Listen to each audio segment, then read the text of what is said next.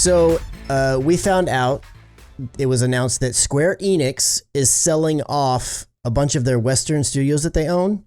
So they're selling off Eidos, Crystal Dynamics, and Square Enix Montreal, who I'm assuming is probably going to get a name change, as well as the franchises that the studios develop, including Tomb Raider, Deus Ex, Thief, to the Embracer Group, which I had never heard of.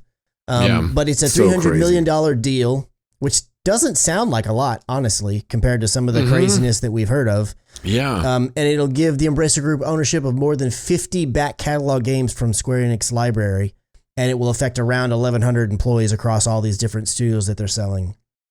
So the Embracer Group is a Sweden-based company that already owns publishing development studios Gearbox Software, THQ Nordic, Saber Interactive, Koch Media, Deep Silver, and what you would think would be Ed's gaming company, Coffee Stain Studios. What? Yeah, Coffee Stain Studios. They also own, and they acquired Dark Horse Comics July not too long ago. 20th, 2024. Oh, wow. July 20th. Oh, you're right, 24. Yeah, so you got at least 2 more years of it. Or of the. Oh, mine's this month. Oh, this month? The end of this. Yeah, the end of this month. Yeah, just renew. Oh, wow. Yeah. Wow. Or turn on auto I renew. think I have it on auto. I do have it on auto renew, actually, now I think about it. Because it says turn off auto renew. So, all right. Yeah. Well, there you have it. That's hilarious. So, yeah, I thought that was kind of interesting that they're selling off all these studios. I mean, here we've been hearing most of the news recently has just been about the acquisition game for studios that are already independent. It's kind of a little bit of a flip of the coin where a publisher that that has all these different studios under its, umbrella, and now it's selling them off.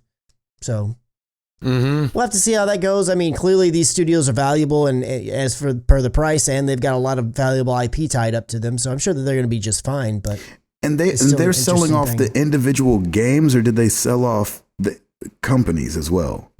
They're selling off the studios, but the games that those studios make, that's part of the deal.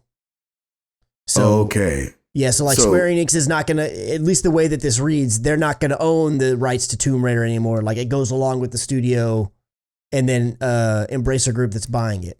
Yeah, but Embracer is not going to own Square Enix. No, they're not going to own Square Enix. Just these developers that Square Enix owned. They're not buying those from them. Square Enix is still going to exist and be a thing. That's why I was saying one of the studios they're buying is Square Enix Montreal. You would assume that they're due for a name change now because they're not going to be under Square Enix or have anything to do with Square Enix anymore.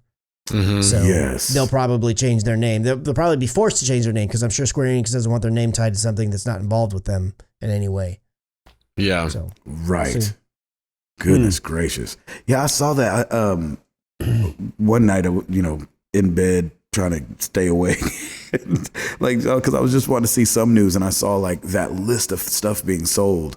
And I didn't I might have fell asleep with the phone in my hand or something, but I couldn't understand the full story. I was like, okay, so they sold Tomb Raider and the people that made Tomb Raider.